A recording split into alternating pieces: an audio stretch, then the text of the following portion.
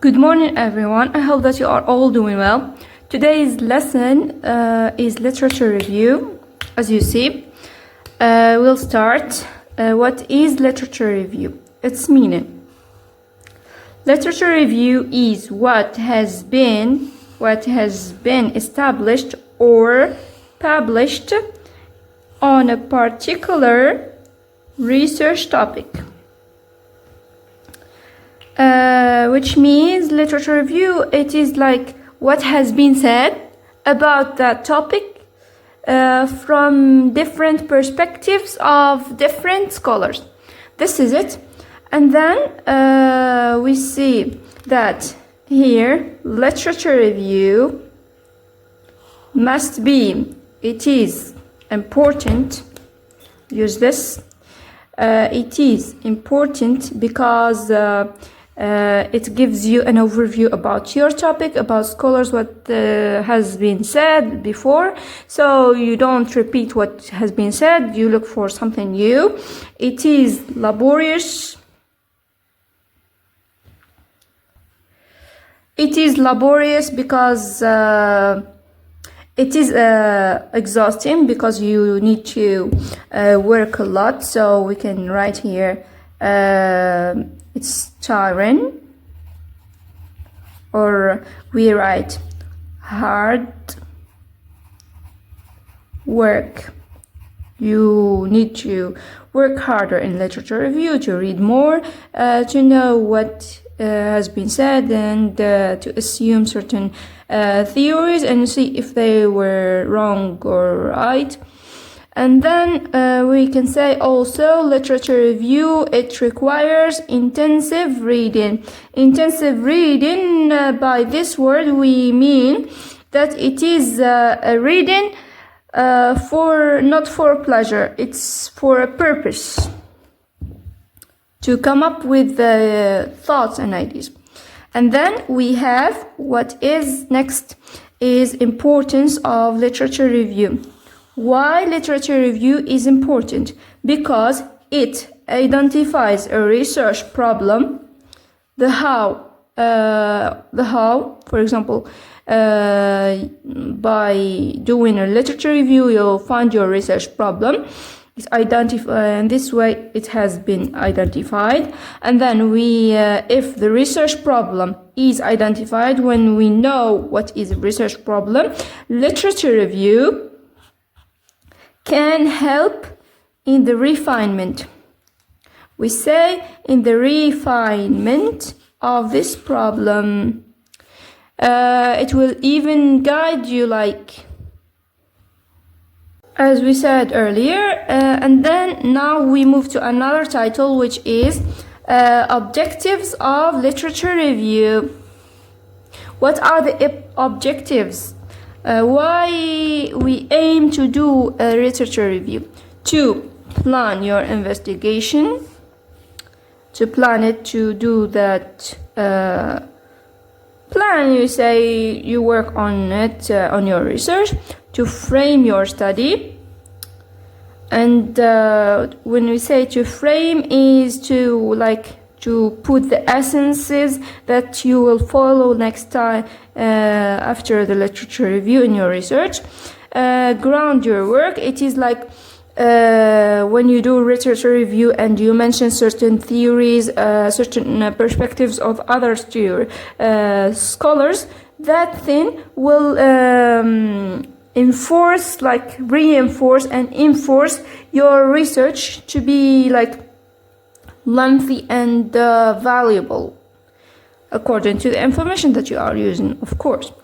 And then it helps develop a research framework and a theoretical background. You will get a theoretical background about what you are studying for your study, and also it will help you to develop a research framework. We'll see research framework, as I said it before, like it is based on steps, or let's say the whole plan. We'll see later on what it is specifically mean, research framework. And then now we have another title, and the last one for this video, because we are going to make it into 2 parts to not be long. And then we have sources of literature review. The sources of literature review, it can be a bibliographic research where reading is really important, and in the reading you will come across 2 types of sources, primary sources and secondary sources. Primary sources, when we say a primary source, is the first, like the first information that is credited. And when we say credited, by its authors, meaning here that the copyright is not a problem, because they have a copyright to preserve their IDs. Okay. And in the secondary source, we can say that the secondary source is the repetition, for example, repetition for primary sources, and also it can be analyzing them, critique of certain ideas, and so on and so forth. Another one, maybe you not be concerned a lot about it, but I will mention it because it's good to know what it is. So it is tertiary source. And then in the tertiary sources, it is kind of collection of information. It is mixed between primary and secondary. Yet the difference between this and these 2 is in tertiary source, they are not credited. They do not give credit to the author or something. They just choose it. We can give you an example about the tertiary source is like Wikipedia, articles. Some articles, they don't have even the reference, and it can be used also the tertiary as a reference or index. You index the information. You say that these information came as this and this and this. Primary sources we can mention like books, thesis or dissertation, book chapters, conference, like conference materials,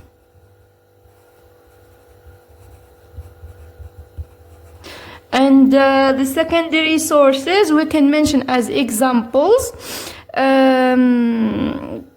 certain edited books,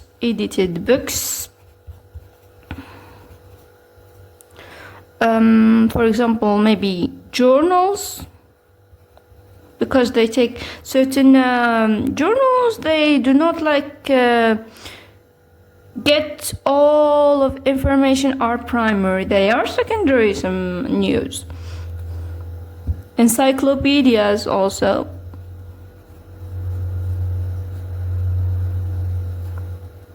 If any one of you like have certain information, you can share it in the comments, or maybe if I'm wrong about something, tell me. Okay. And we have reading and note-taking also. Note-taking, we have synthesizing and summarizing. Synthesizing synthesize. To synthesize is to reformulate, reformulation, or to reconstruct the data that has been collected. So first, it's kind of dividing the information into different, varied, and then you try to reconstruct or reformulate it to try to join them all together. And we have summarizing. Summarizing, you write a brief. You write in a brief using the same words, like the same length, and this you lessen the length, and you lessen the length, yet use on your words, and that's it. We will see later on like what is the difference between summarizing and paraphrasing, the synthesizing, and the other things maybe in the second part. See you.